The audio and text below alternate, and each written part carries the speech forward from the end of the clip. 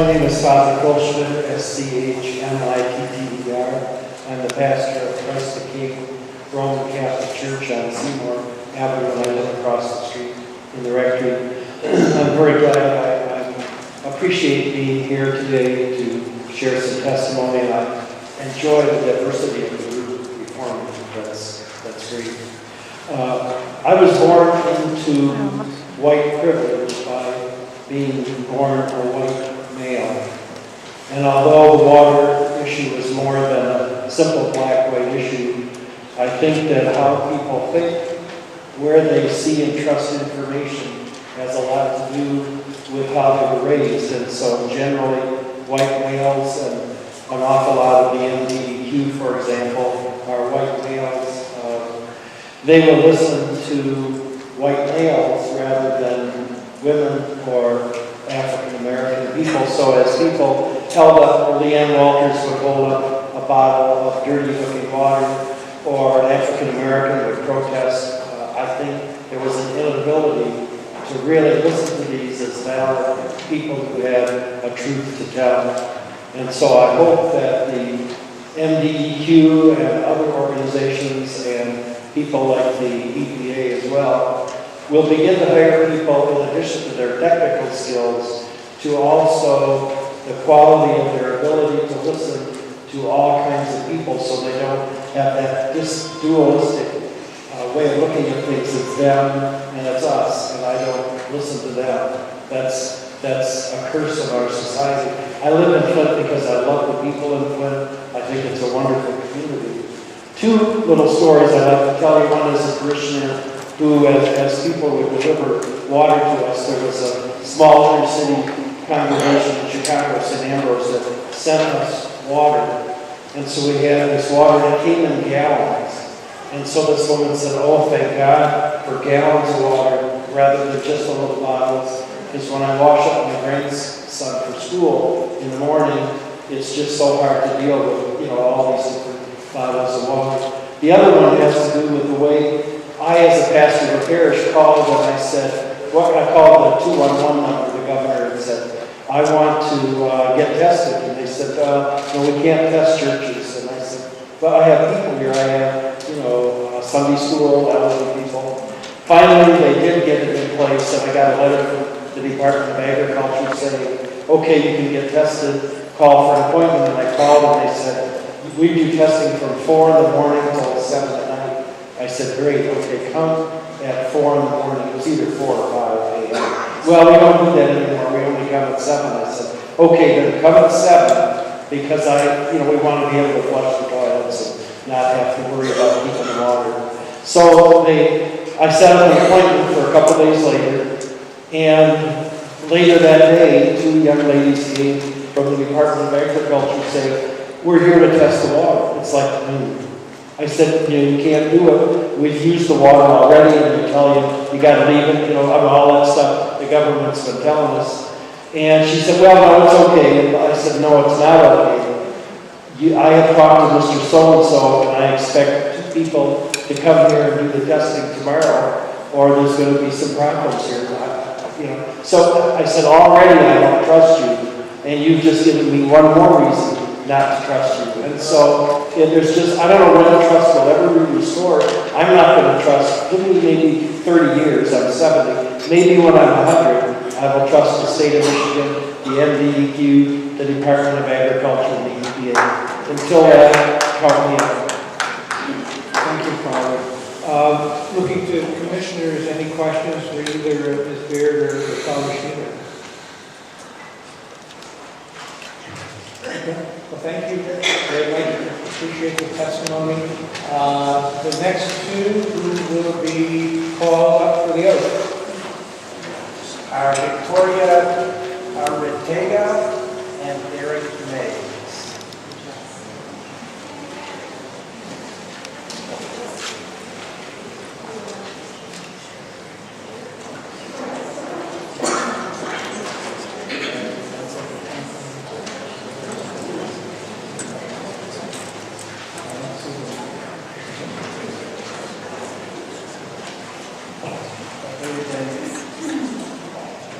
Call on Mike Downing.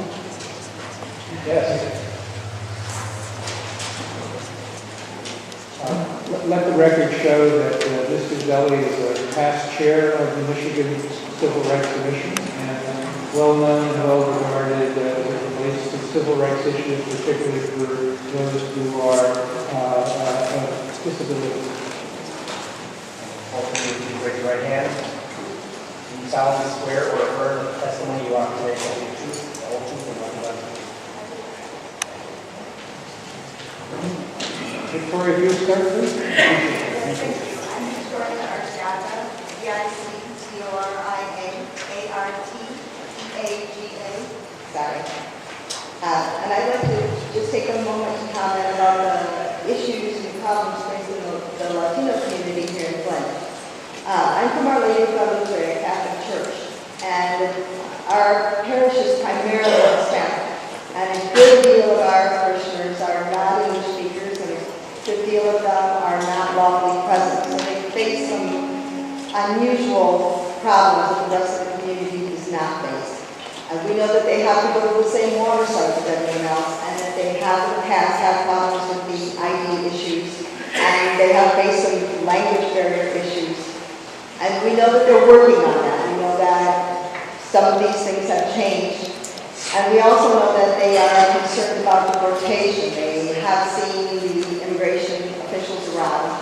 And we know that a lot of these things have been worked on. We know that the Department of Homeland Security has said very clearly we will not be around, either in uniform or undercover. We know that a lot of materials are available in other languages now, and we know that the ID situation is being resolved. But a lot of that stigma and a lot of that fear remains with these folks. So they still are not comfortable coming to the door, knocking and asking, can I get water? Can I get filters? How can I get my blood tested? So they're still trying to deal with issues that should have already been off the table. They face other health issues because a lot of them don't have the right documents. You have to be a citizen to get Medicaid, so they can't get insurance. And some of the centers may or may not accept them without insurance. They also continue to face this deportation issue because what happens if I am here unlawfully and my child is with me and I get deported? I have to take my child with me, and they're facing a lifetime of battles against the lead damage, and I don't have a way to get assistance for them in my home country. So we need to find a way to protect some of these folks, because they're here and they have been hurt just as badly by this as anyone else. And I'm hoping that as this goes along, we'll find a way to help protect the folks that are here, whether they're here lawfully or whether they're not here lawfully. Thank you for your time. Thank you. Mr. Zelli. Welcome, Commissioners. I'm Mike Zelli, Z-E-L-L-E-Y. I was born and raised in Flint. I work in Flint. The company is the Facility Network that I work with. And I have 18 staff who work in Flint, drink the water in Flint, and many who live in Flint. So we're in the middle of it. We're in this. And it's a testimony that you're hearing. And you're hearing real anger. And you're hearing distrust. I've had people call me throughout the state, friends, and say, what can we do? Can we send water? And of course you can. But we need two things. One, we need jobs, and we need the truth. More than anything. I don't know how we'll ever restore the confidence. I don't know the answer to that. I don't know if discrimination occurred individually, systemically. I don't know that. If there was a category of people who were poorer, there was a protected class, absolutely there was discrimination. So I don't know the details of that. You'll find that out. I would encourage you, beyond these testimonies that you're hearing now. I recall the commission doing the work on the migrant workers and actually going out into the neighborhoods, going to where people are. And I suggest finding a way to do that, going to the wards, going to people's houses. You've heard people ask, can't you bring the water to me? Why do I have to keep dragging water? Of course, I grow up in a wheelchair, I'm engaged with this accommodation issue. I think it was probably brought up to you today, and it will be that you've done a great job of interpreters at the park. You are in an accessible location, accessible bathrooms. Do you have braille on the information you're handing out? I don't know. But if you don't, then that's not accessible. What we're doing is putting together a team called the Disability Voice Team. We can't be at the hundreds of meetings that are going on. But what we're doing is putting out rules of engagement. When you are speaking to people with disabilities who may have issues with hearing or issues with seeing or issues with mobility or issues with cognitive, these are rules of engagement. And so that's our contribution, and we're going to do that. And hopefully we will have a city that will be accommodating and welcoming to everyone in the end.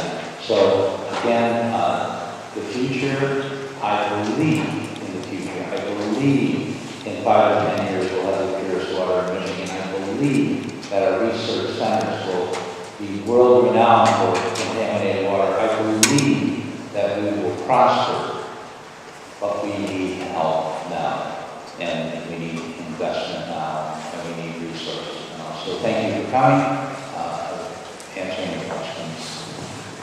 Thank you, Mr. Zelli. Commissioners, any questions of Mr.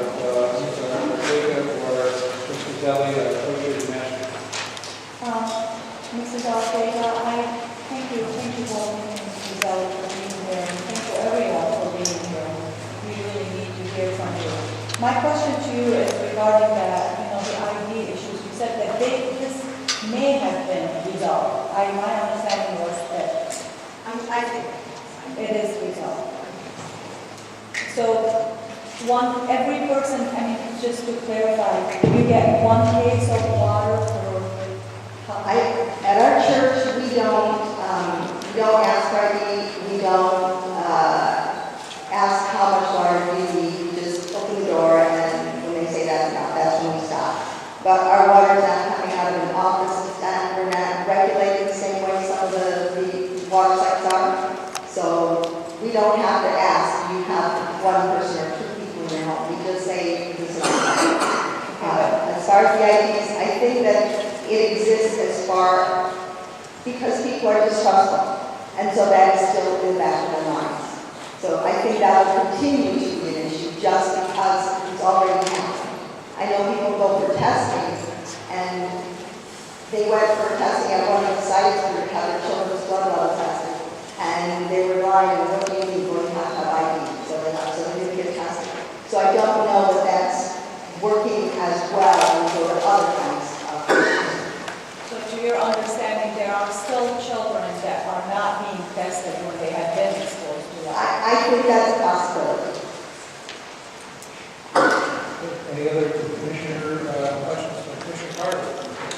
I'm aware. Thank you so much. And thank you to everyone who is coming out and will speak or have spoken already. My question for Mr. Zelli, do you know of the accommodations that are currently being made to the citizens of Flint with respect to who gets the accommodation for delivery of water and who does not? It's a major issue. People have to identify, call, ask, and we're not doing enough outreach. We're not. So the issue is the people who are doing the work, the people who are doing the outreach. And so rather than put the burden on the citizen, well, let's put the burden on the delivery. And that's where the accommodations need to be thought of and taking place. So it's true with the resources. I mean, why are we, everybody in the city of Flint has a disability. If they drank the water, they are contaminated. So if that's true, then why aren't we accommodating everybody?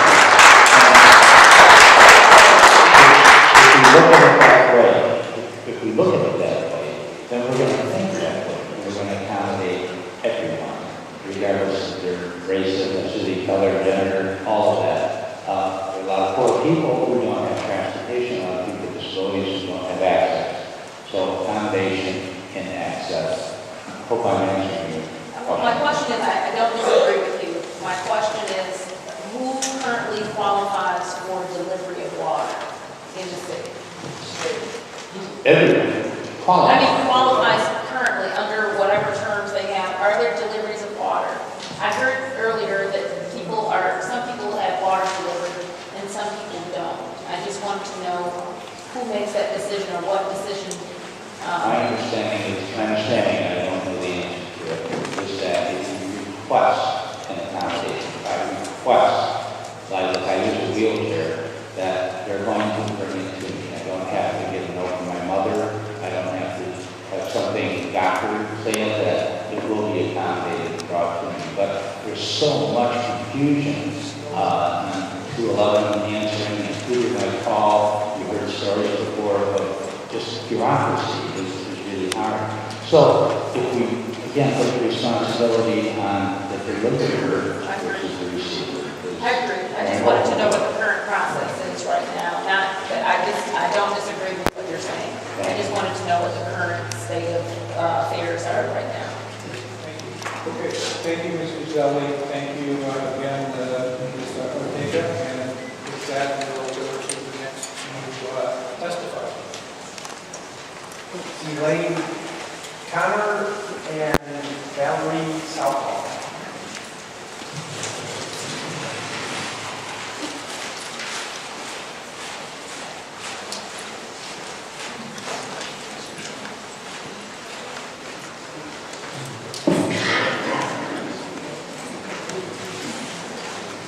I ask you to just raise your right hand. You solemnly swear or affirm that the testimony you offer today shall be the truth, the whole truth, and nothing but the truth.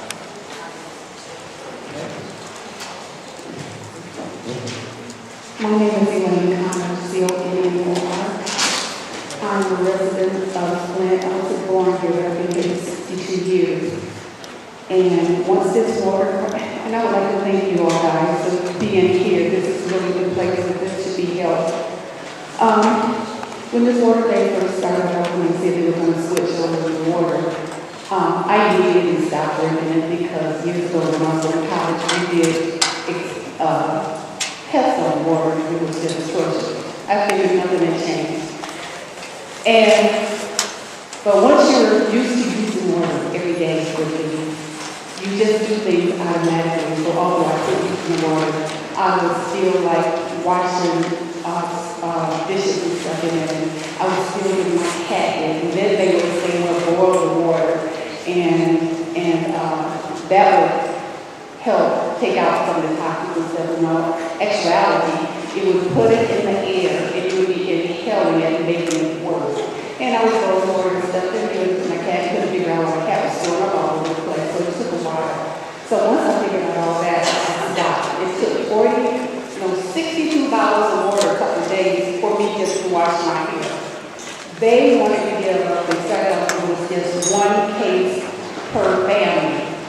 And I hurt my wrist because it wasn't like it was bringing it out to us. We as elderly people can't go into the fire department and carry it out ourselves. And so in the process, I hurt my wrist. Now, I go to a lot of these meetings on hand, and our consensus was we can't believe anything because if you go to 3 different meetings a day, they will tell you 3 different things about showering, about boiling water, about what they're going to do with the pipes, about the money, where the money is, where it's going. Every time you go somewhere, they're telling you something different. Our trust factor has already been traumatized. So you go to all these things, you get all these mixed things. They need to get on one accord or whatever it is. Our church is getting out water. My pastor has to fight with them every day to get them to bring the water. Anytime they matter. Our church gives them as much water as they need when they come. And she has to fight with them. They say they don't have the finances, they don't have the drivers, they don't have the trucks, they don't have what it is that they need to get the water out to the people.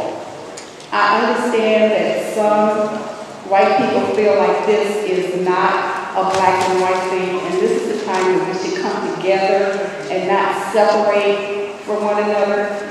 But history shows you that they will take out the masses and sacrifice a few.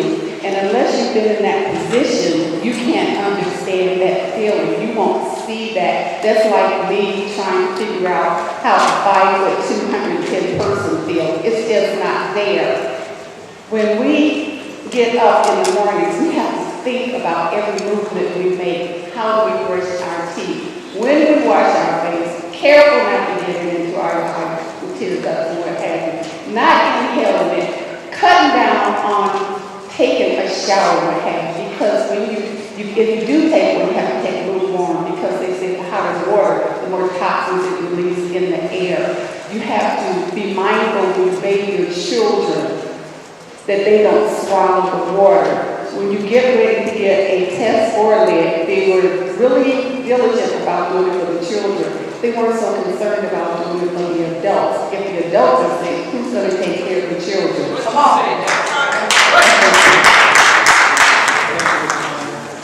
Ms. Southall. Yes. My name is Valerie Southall, Southall. I'm a resident of Flint, Michigan. Just like she was saying, you have to think of everything. You have to think about the cost. When you use the filter, you do not put hot water in the filter. So it takes actually about 6 liters of water that you have to keep on the stove in order to make it hot enough so you can even wash your dishes. You have to think of every little thing. My daughter is actually pregnant right now. She lives outside of the city, is having some family problems, money problems. Normally that child would come home and live with her mother, but she can't now because she's pregnant, and we don't trust the water. I am not going to put my grandchild at risk because I do not trust what's happening here. If you put the filters, you have to watch how hard you turn on your water, your cold water with the filter, because if not, the pressure in the pipes will mess up the pipes, and you will have leaks. So now I have to call a plumber in to fix the leaks that were happening in my house, in my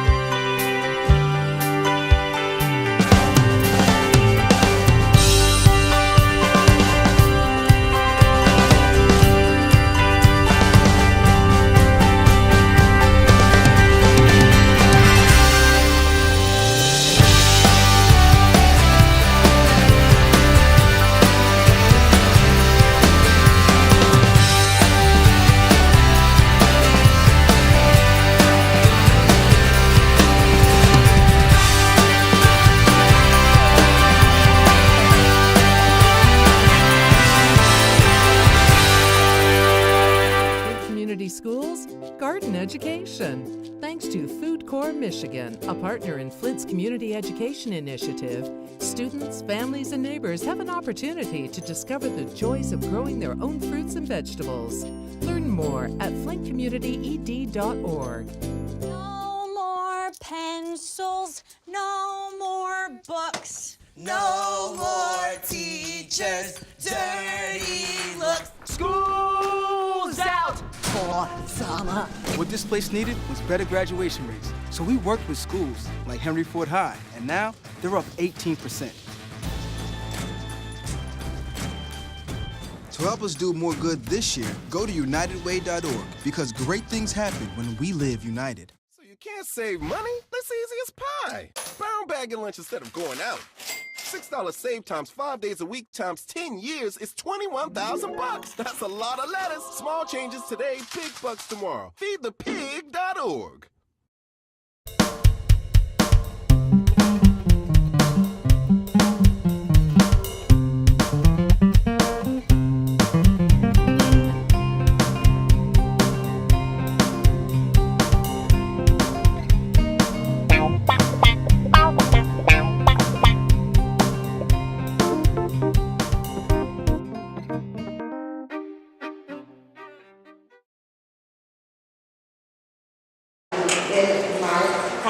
in my plumbing because of the filter.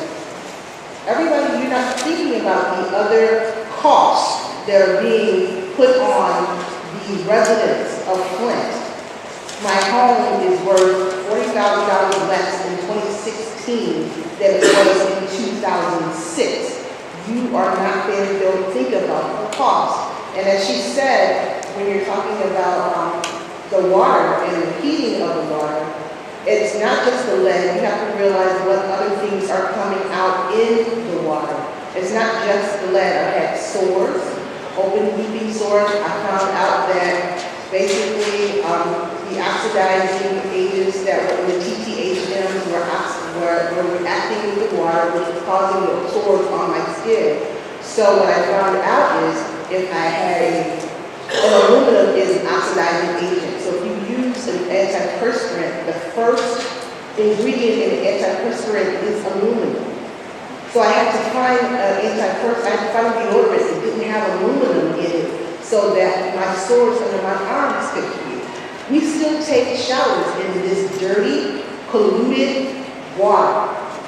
And we still pay a very high price for this dirty, polluted water. And we fucking need to done because it's costing. It's not just costing, it's costing not only health, but after 2 years of doing things like this, it actually becomes it's a mental dragging on you. Actually, I call it like the depression that I will see around the citizens of Flint.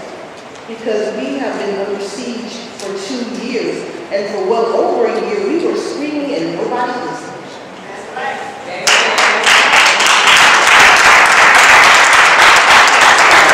you so much for being here and just hearing what we have to say. Thank you, Ms. Alcohol. Commissioner Hunt. Yes, thank you for your testimony. You mentioned that they didn't hear about testing the adults. Are adults being tested now? Has that changed?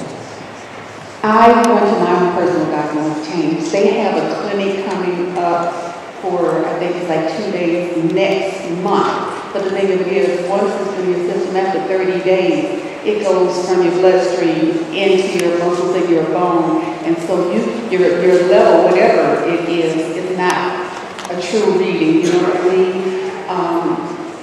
After 30 days, you have to have some kind of exposure. After 30 days, it's kind of useless.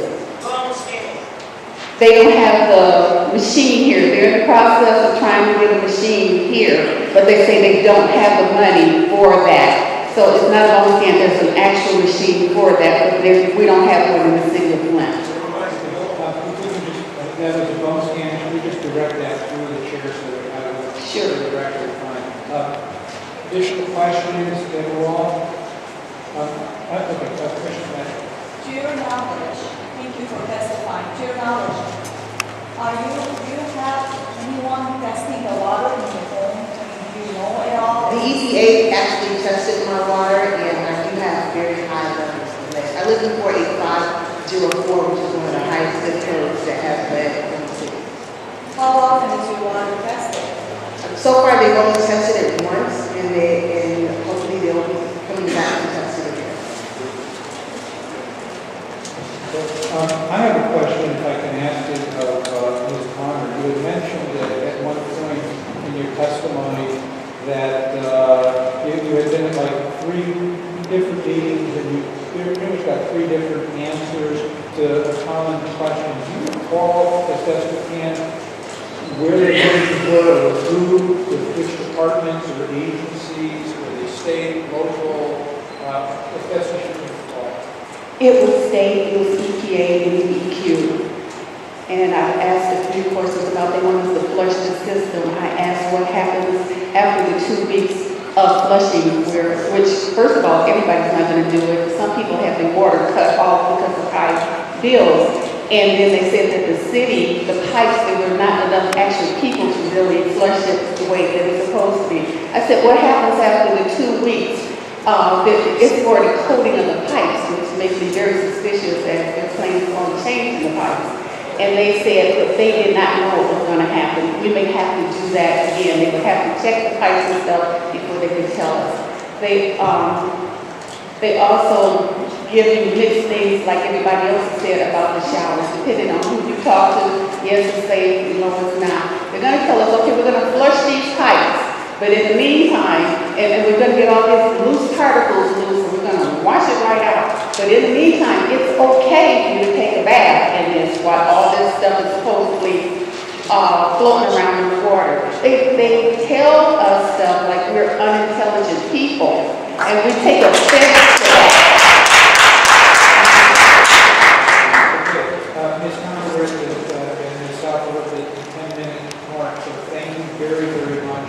And what we'll do now is we'll go on and swear in two additional people that your testimony and comments here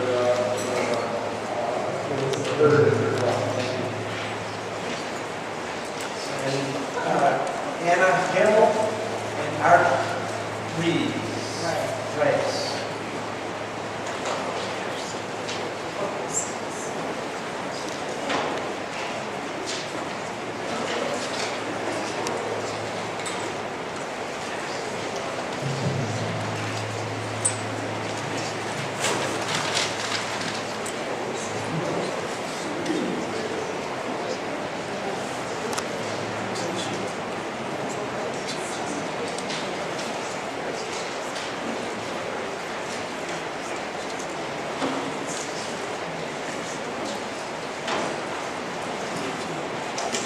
Raise your right hand. Solemnly swear or affirm that the testimony you offer today will be the truth, so help you God. Hi, I'm here as an attorney with Michigan Immigrant Rights Center, a nonprofit law firm that works statewide providing free legal services to low-income immigrants throughout the state, and we also act as a legal resource center for advocates. We've been working closely with Flint community organizations and advocates who know and serve immigrant residents and their families. Many of these families have members who are undocumented, without immigration status, and many also have U.S. citizen children. These families, because of the fear of deportation and many added barriers that come with lack of documentation, have been living in the shadows and are not receiving the information and health services that they and their children need. Undocumented residents desperately need health coverage, and they do not qualify for Medicaid, and they cannot purchase a plan on the marketplace. And undocumented residents also need to know it's safe to seek out services for their U.S. citizen children who are eligible for these programs. Many of these undocumented residents may be eligible for immigration status called the U visa as victims of crime. The U visa was created so victims of crimes like obstruction of justice, perjury, and witness tampering would have the security to come forward with information about what has happened to them, information such as their long-term health outcomes. In order to apply for this status, they must be certified as a victim of one of these types of crimes by law enforcement, prosecutors, or an investigative agency. We are urging the entities who are investigating the crimes that have been committed against Flint residents to consider the particular isolation that immigrant communities face and the opportunity that this could offer them to gain at least one measure of security in being able to access all of the services that they need.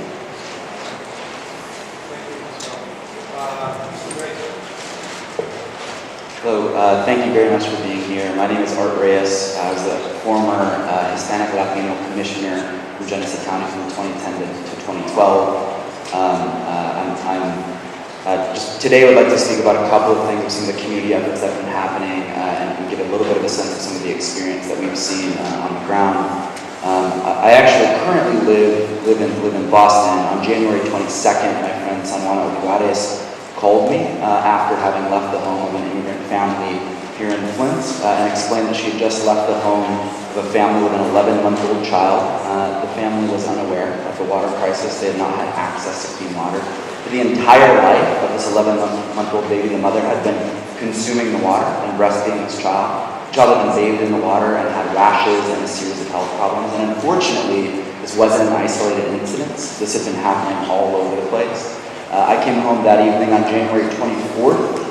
We had a canvas where about 70 Spanish speakers from across the state came to sweep the city's east side, knocking on doors. But the state of Michigan had not translated materials about how to deal with lead in the water in Spanish at that time. There were door hangers saying where locations for the fire stations were that many people were afraid to go to because they had been requiring ID. So an organization that we were working with in Detroit, the Detroit Hispanic Development Corporation, actually had to translate the state's materials for us so that we actually had language accessible materials to get information to people in their homes. These were folks who did not know. Since then, I've been working with a number of community organizations, with a coalition called Flint Rising. We've been having volunteers go and knock on doors every single weekend. We've knocked on over 13,000 doors in this community. I've had conversations with over 5,000 Flint residents at their homes. And the stories and the things that we're hearing back from the doors, frankly, are shameful. My family came to Flint in the 1940s and 50s because this place was a beacon of hope for working people. It was a place of opportunity in this country, and to think that today, not only is economic opportunity limited for children in this community, but you don't even get access to clean water. What we've been seeing on the doors are serious concerns about the health and safety of people's children. We've heard from mothers the anxiety and trauma of what that's like, wondering whether or not your child will be profoundly impacted by this. And many people complaining every single day about skin rashes, skin breaks, hair loss that frankly has been unexplained. So there are a number of challenges in this crisis that this community continues to face every single day. We're seeing that when we're on doors, and the state has not stepped up to adequately serve this community. So I think it's incredibly important that this commission encourage the state that we need significant funding to actually make sure that this community is taken care of. The $232 million that's currently being discussed is not enough from appropriation. It's not even close to enough. And it's incredibly important that the messages that you carry back to the state let folks know that despite the governor's incredible PR campaign, things in this community, in fact, are not getting better. The aggressive action that the state is taking is not enough, and this community needs the resources to actually make the people here whole again. Thank you, Mr. Ray. Commissioners, any questions of Ms. Hill or Mr. Ray? Yes, what do you remember? Ms. Hill, to your knowledge, working with immigrants, to your knowledge, has there been any undocumented reported? Have there been people that were undocumented? Have they reported anybody? Since what time period? Excuse me. In terms of recent reports of individuals being Well, deported. I heard from you and other people that these people, the undocumented, do not want to come forward for fear of, being identified as undocumented and being deported. Has that happened? I'm not aware of particular instances. I am aware that that is a widespread fear for undocumented people generally, but especially in a situation like this. So regardless of whether people are actually being deported or not, the fear is very, very real. Well, maybe Mr. Reyes could answer.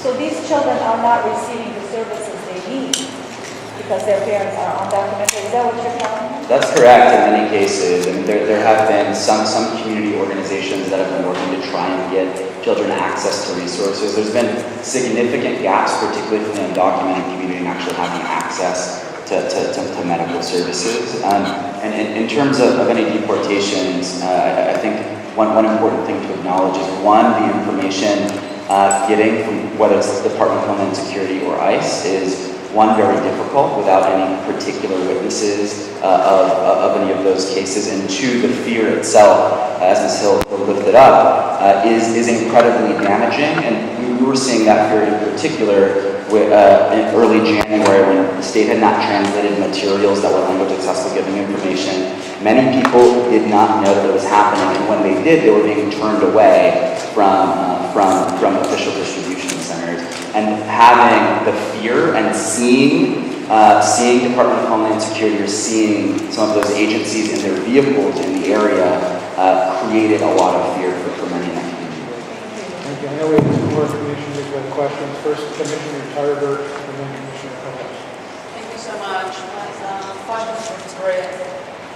With respect to the money not being enough, what is in your opinion, would be the immediate steps that should be taken?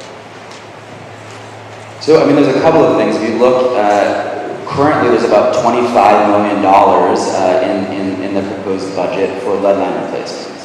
If we look at what the estimates of what it would take to replace the infrastructure in the city of Flint, that's at about a $1.5 billion ticket.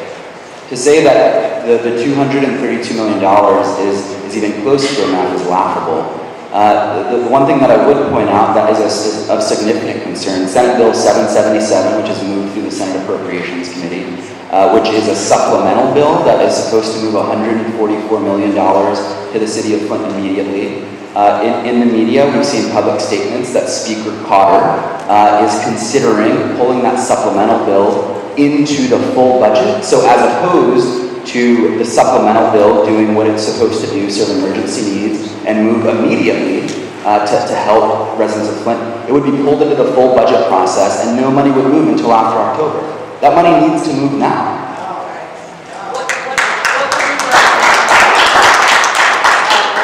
What would you recommend that any money that is coming into Flint be for the immediate need? What would be the recommendation from your perspective? So that's a fantastic question.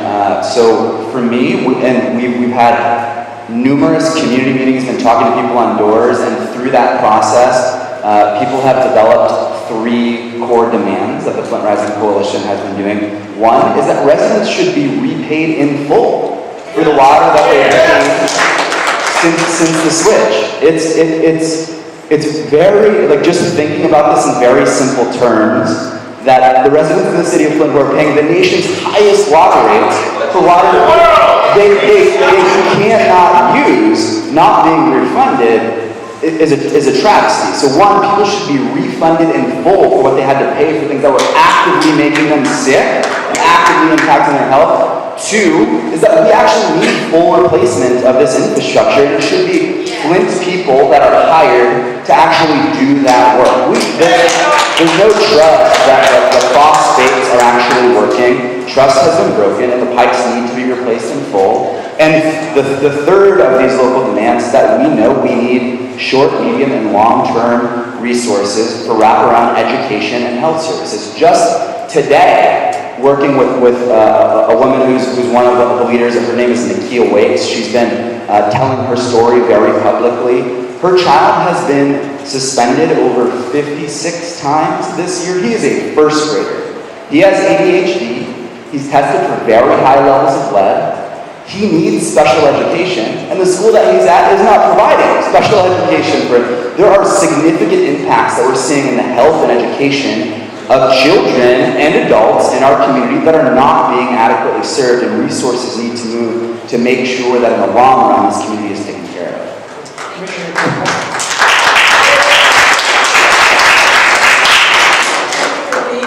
I wanted to ask you indicated that you guys have knocked on 13,000 doors.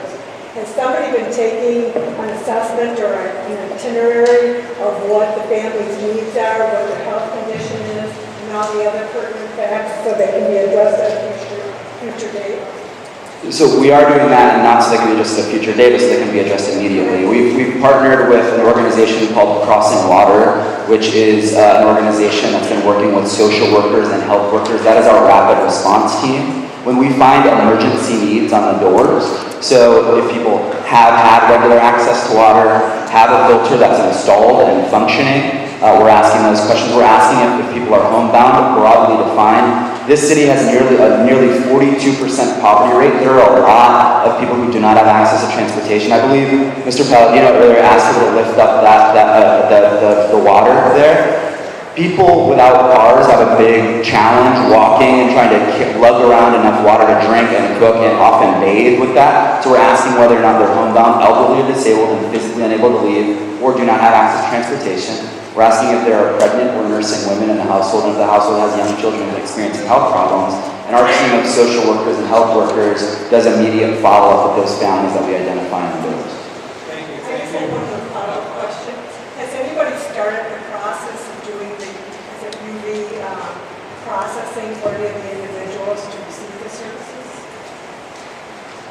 Not that I'm aware of. The first step in that is that an investigating or prosecuting agency must certify that the individual has been a victim of a type of crime, such as obstruction of justice, or the crimes that I listed as examples. Thank you. In the interest of making sure folks continue to be heard, first of all, thank you, Ms. Hill and Mr. Reyes. Also, we're going to bring up 3 now to be sworn in concurrently in order to continue to hear testimony. So with that, Mr. Levy, if you could call the next 3.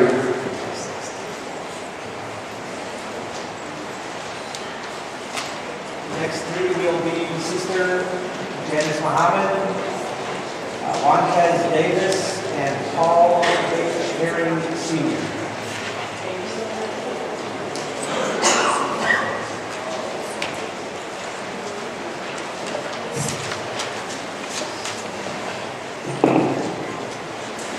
And if I could ask each of you to raise your right hand, do you solemnly swear or affirm that the testimony you offer today will be the truth and the whole truth and nothing but the truth?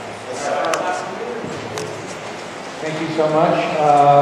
Since the microphone is right there in the middle, why don't we start with you, Sister Muhammad.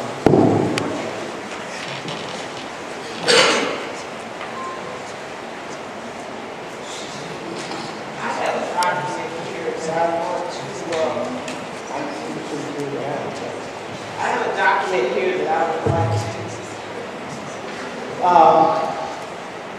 show you how racism is actually at the root cause of what's going on in Flint. I'm just going to read some excerpts of it, and then I would like to be able to give it to you in full. This is a document that was filed 4/28/16 by Mr. Luther Evans, MCR hearing STMT 4/28/16. Racism takes a very serious look or point in an article of the United States Constitution. It says that we, people of color, enslaved, were 3/5 of a person. Provisions was eliminated. It was eliminated in ink only because it's still here and prevalent today. Also, there are Caucasian people, Latino people, other people other than the once slaves that are affected by this, but they are considered as collateral damage in this whole scheme of things. France is the country which took control of the Haitian people and plundered their resources, human and otherwise. France's interaction with Haiti was powered by racism. So there is little doubt about why France didn't share water technology if Haitians are human. Back home in the USA, water technology was not shared with Flintstones either. So if you have the technology to do something, and I want to make a point right here.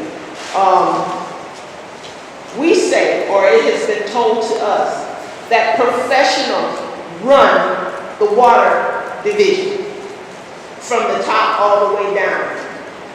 If they are professionals, why in the world would they take and put this stuff in the water knowing So that act right there tells me that they did it intentionally. And we have to take note of that. They did it intentionally. And so if they did it intentionally, they knew they were killing people.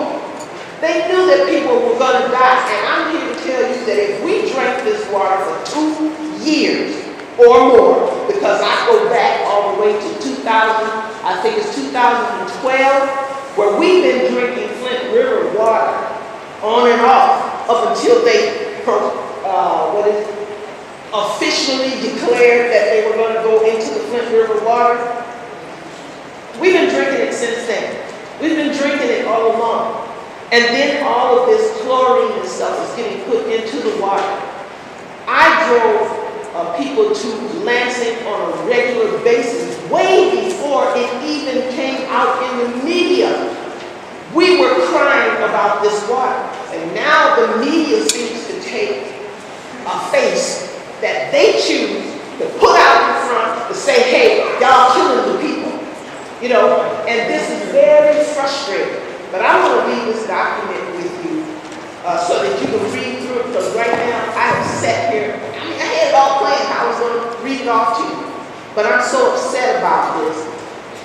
I deliver water to people. I am the first responder.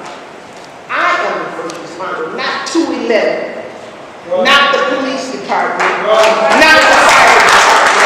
I deliver to 200 people in Flint water, and I'm telling everybody, please keep 20 gallons or cases of water per individual in your household. Can you imagine a household of 5 people or more holding 20 cases per individual? That is a house full of water. But that is what we need, because see, we can't depend and we don't trust that we're going to be able to continue to get water from the government at 2 cases per individual or 2 cases per household. How ridiculous is that? To me, that's telling our community that you can fight over this, kill each other off. We don't care. You start a riot, we're going to come in and kill you. Mr. Muhammad, thank you very much. What we'll do now is we'll hear from Mr. Herring. Good evening, afternoon. My name is Paul Herring, right here in Flint, Michigan. I am a videographer, and I specialize in government meetings. So I've been sitting in the city council meeting for almost 20 years, watching things transpire. I saw our city go into a $4,000 debt, which is mostly unpaid taxes. Then I watched the state take away our profit sharing. It dropped us to a $9 million deficit, and they sent in an emergency manager. 2 years and 3 emergency managers later, we were $19 million in debt, and they finally acknowledged this water crisis. You ask if it's racism? I say yes, it's racism. Ask me if it's republicanism, and I'll say yes, it's republicanism. PA 470 didn't affect Owasso, it didn't affect Clifford, it didn't affect any of the small non-African American hamlets that run in deficit here in the state of Michigan. The people of Michigan voted down PA, the emergency manager law, on a Monday. The following Wednesday, they had another one that we couldn't vote down. Do we trust the government? No. No, it shows how underhanded they are, just in that act alone. I watched them drop water distillation trucks in Afghanistan, in Iran, and Iraq to feed the troops and the people there.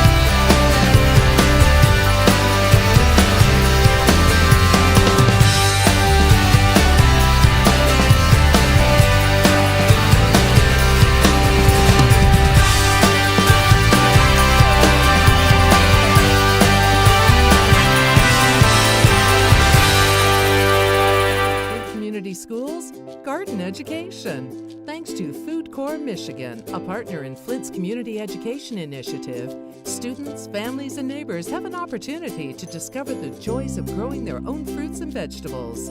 Learn more at flintcommunityed.org. No more pencils, no more books, no more teachers, dirty looks. School's out! For summer. What this place needed was better graduation rates. So we worked with schools like Henry Ford High, and now they're up 18%. To help us do more good this year, go to unitedway.org because great things happen when we live united. WFOV. What if why can't we? Flint, Michigan. Why not? Our voices. Our voices. WFOV. What would happen if we... WFOV. How many times have I said... I've got the solution. Not everybody's bad. Why can't we work together? WFOV. Our voices. Our voices. WFOV. You know what the problem is? There's other Our communities. voices. I like to hear it. WFOV. I heard. WFOV. What? WFOV. Our voices. 259-978 Flint's newest radio Our stations. Located right here in Flint, Michigan. The Our Good voices. News Radio. If you're interested in getting involved, having your own show, or just supporting the station, give us a call at 259-9789. That's 259-9789. It's Our Voices. Located right here in Flint, Michigan. The Good News Radio. If you're interested in getting involved, having your own show, or just supporting the station, give us a call at 259-9789.